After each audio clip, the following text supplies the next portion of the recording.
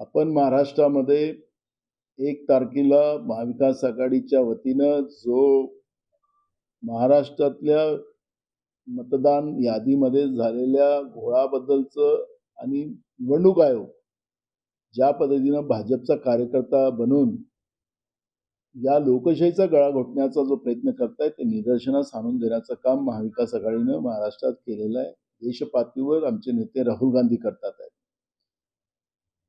पण काल भाजपच्या लोकांनी निवडणूक आयोगाची वकिली करून माझ्याच मतदारसंघात त्यांनी सांगितलं की मुसलमानांचे 350 मतं त्या ठिकाणी वाढवले गेलेले होते.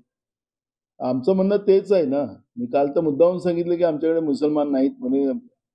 हे जे आहे हवेत बोलणारी जी मंडळी आहे बीजेपीची एक माझ्या अंगावर येतील, पण ते शांत राहिले. त्यांना वाईट होतं की आम्ही बोललो तर नाना पटोले आम्हाला दुसऱ्या काहीच पकडेल. मी या निमित्तानं सांगतो की जे काल भाजपच्या वतीनं प्रेस कॉन्फरन्स घेऊन जे सांगण्यात आलेलं होतं की माझ्या मतदारसंघात समजा 350 मतं वाढलेले असतील तर आमचं म्हणणं तेच आहे. आमचं म्हणणं काही दुसरं नाही आहे. भाजपही तेच म्हणत आहे. मग अशा परिस्थितीमध्ये हे जे वाढीव मतदान आहे, जे माणसं तिथं नाहीत, बाहेरच्या लोकांची नावं त्याच्यामध्ये टाकली गेलेली आहेत.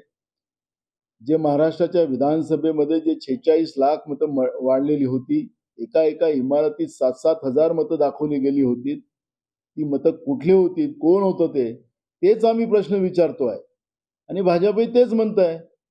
पण ते एकीकडे निवडणूक आयोगाची वकिली करतात आणि एकीकडे या पद्धतीचं ही जी मोहीम चाललेली आहे मतदानाच्या रूपानं, जे लोकशाहीमध्ये जे सगळ्यात महत्वाचं शस्त्र जे लोकांना बाबासाहेब आंबेडकरांनी दिलेलं आहे ते शस्त्र निवडणूक आयोग बोथड करते आहे. लोकांची जरूरत नाही. आम्ही निवडणूक आयोगाच्या माध्यमातून जिंकू असा जो भाजपाला वारंवार वाटते आणि म्हणून भाजप ही निवडणूक आयोगाची वकिली करते आहे. त्यामुळे निवडणूक आयोगाने पारदर्शक निवडणुका घ्याव्यात.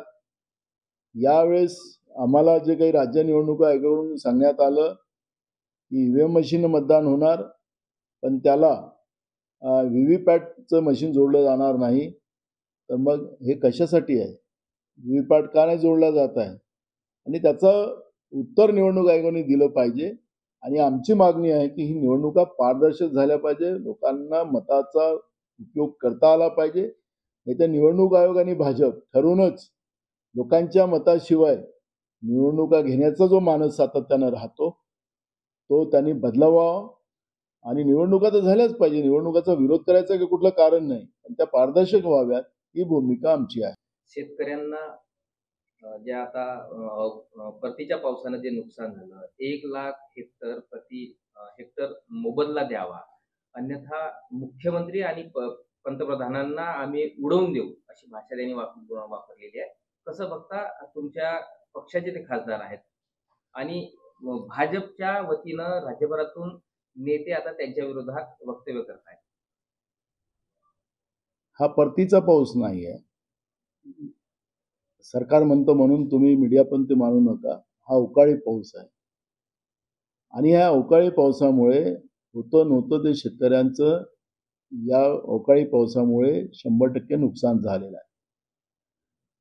सरकार जे वारंवार तारीख पे तारीख देतं आहे, एकीकडे 7/12 कोरा कोरा कोरा असं निवडणुकीमध्ये सांगून शेतकऱ्यांची मतं घेणारी जी सरकार आज बसलेली आहे ते तारीख पे तारीख शेतकऱ्यांना देते आहे.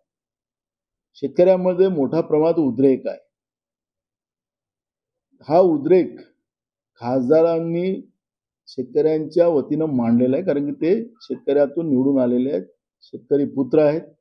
त्यांनी त्या शेतकऱ्यांच्या भावना मांडलेल्या आणि शेतकऱ्यांच्या भावना मांडून राज्याचे मुख्यमंत्री असो की देशाचे प्रधानमंत्री असो, आखरी ही लोकशाही व्यवस्था आहे.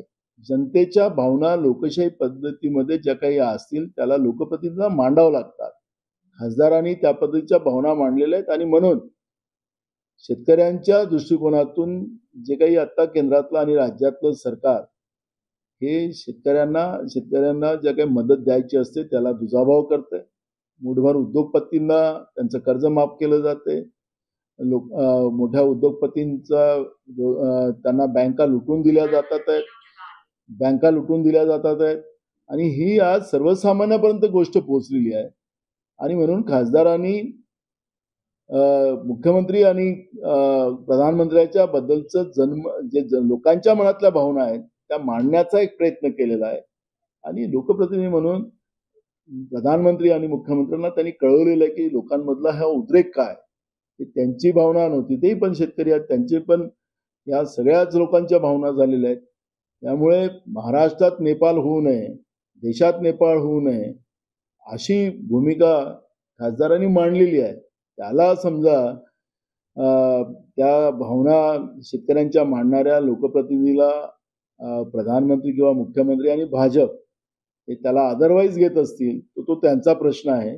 पण ती जनभावना त्यांनी मांडलेली आहे, ही त्याच्यातली वस्तुस्थिती आहे. फडणवीस सरकारने महाराष्ट्राच्या ओबीसी समाजासोबत धोकाधडी केली, त्याचा एक पुरावा मी या निमित्तानं आपल्या माध्यमाच्या माध्यमातून राज्य सरकार आणि राज्याच्या जनतेला सांगू इच्छितो.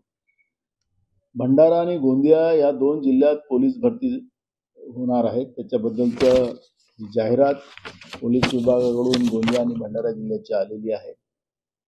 त्याच्यामध्ये आपण पाहिलं की ओबीसी समाजासाठी एकही जागा या ठिकाणी नाही. याच्यामध्ये एसीबीसीच्या नावाने याच्यामध्ये ह्या सगळ्या जागा भरल्या जाणार आहेत. ओबीसी समाजाला एसीबीसी मध्ये कुठेही स्थान नाही. आणि जे वारंवार फडणवीस सरकार सांगते की आम्ही ओबीसीच्या पाठीशी आहोत, तर ओबीसीच्या मुलामुलींच्या नोकऱ्यांतले अधिकार, शिक्षणातले अधिकार कसे हिसकावून घेतले जात आहे याचं हे सर्वात मोठं उदाहरण आपल्या सगळ्यांच्या समोर मी या ठिकाणी मांडतो आहे. त्यामुळे ओबीसी समाजावर च्या बरोबर यांनी जी धोकाधडी केलेली आहे, त्यामुळे ओबीसी समाजाने सुद्धा जागरूक झालं पाहिजे. या लोकांना ओबीसी हा फक्त मतासाठी पाहिजे भाजपला, पण ओबीसीना मग तो शेतकरी आहे तर त्याला तारीख पे तारीख द्यायची, त्यांना कर्जमाफीची घोषणा करायची पण त्याला कर्ज द्यायचं नाही, त्याच्यावर तारीख पर तारीख करायची. अशा पद्धतीची ही व्यवस्था करून त्या ओबीसी समाजालाच शैक्षणिक आर्थिक मागासलेपणा आणण्याचा हा प्रयत्न भाजप आणि फडणवीस सरकारचा या माध्यमातून आपल्याला पाहायला मिळते आहे. आणि त्याच्यामुळे तातडीनं भंडारा गोंदिया किंवा महाराष्ट्रामध्ये ज्या काही आता नोकर भरती केल्या जातील त्याच्यामध्ये ओबीसीचं एक आरक्षण जे आहे 19%, त्या आरक्षणाचं प्रावधान त्या ठिकाणी असावं. नाहीतर ओबीसी समाजाने एकत्रित येऊन या महाराष्ट्राच्या ओबीसी विरोधी सरकारला धडा शिकवावा असं आवाहन मी या ठिकाणी करतो आहे. महाराष्ट्राच्या विधानसभेतही हे प्रश्न आम्ही सरकारला विचारू आणि सरकारला याचं उत्तर द्यावं लागेल. आणि हे कधीही ओबीसी समाजाचे बीजेपी होऊ शकत नाही अशा पद्धतीचं हे चित्र या ठिकाणी आम्हाला पाहायला मिळालेलं आहे आणि म्हणून आपल्या निदर्शनास आणून दिले. बघा, राज्याचे मुख्यमंत्री हे राज्याचे मुख्यमंत्री पण आहेत, विरोधकांवर आरोपी लावायचं काम करतात आणि आपल्या लोकांना वाचवायचं असेल तर त्यांना क्लीन चिट पण देतात. या फलटणच्या झालेल्या डॉक्टर मुंडेच्या घटनेमध्ये स्वतः मुख्यमंत्री तिथं गेलेत आणि तिथं त्यांनी सांगितलं की माजी खासदार जे आहेत आणि त्यांचे जे कोणी त्यांच्या सोबती जे भाजपचे लोक होते त्यांना एकदम डायरेक्ट क्लीन चिट त्या ठिकाणी राज्याच्या मुख्यमंत्र्यांनी दिलेली होती. हे कुठल्या आधारावर दिलेली होती? मग आता माजी खासदार ज्या पद्धतीने म्हणतात की माझं टेस्ट करा वगैरे वगैरे, हे कशाच्या आधारावर करतात? म्हणजे याचा अर्थ डॉक्टर मुंडेच्या आत्महत्या की तिचा खून आहे, या प्रकरणामध्ये खून आहे असं सगळे लोक सांगतात. त्याच्या आई वडिलांनी सुद्धा त्या माजी खासदारांच्या विरोधात तक्रार केलेली आहे पोलीस स्टेशनमध्ये, ती रिपोर्ट घेतली जात नाही, अशा पद्धती सुद्धा चर्चा या ठिकाणी येतात आहे. मग हे लपवालपी का करतात आहेत? आणि म्हणून दिशाभूल करण्याचं काम करू नका. जी वास्तविकता आहे ती वास्तविकता जनतेसमोर होऊ द्या. महाराष्ट्रामध्ये महिलांवरचे अत्याचार वाढत चाललेले आहेत.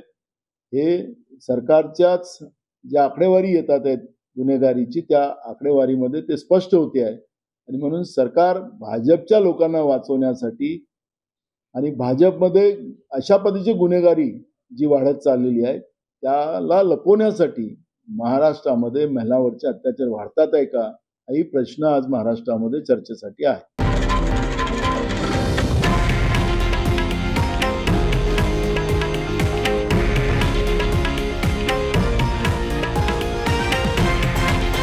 हे आहे देशातील नंबर 1 न्यूज नेटवर्क आणि आपण पाहत आहात TV9 मराठी, एकमेव.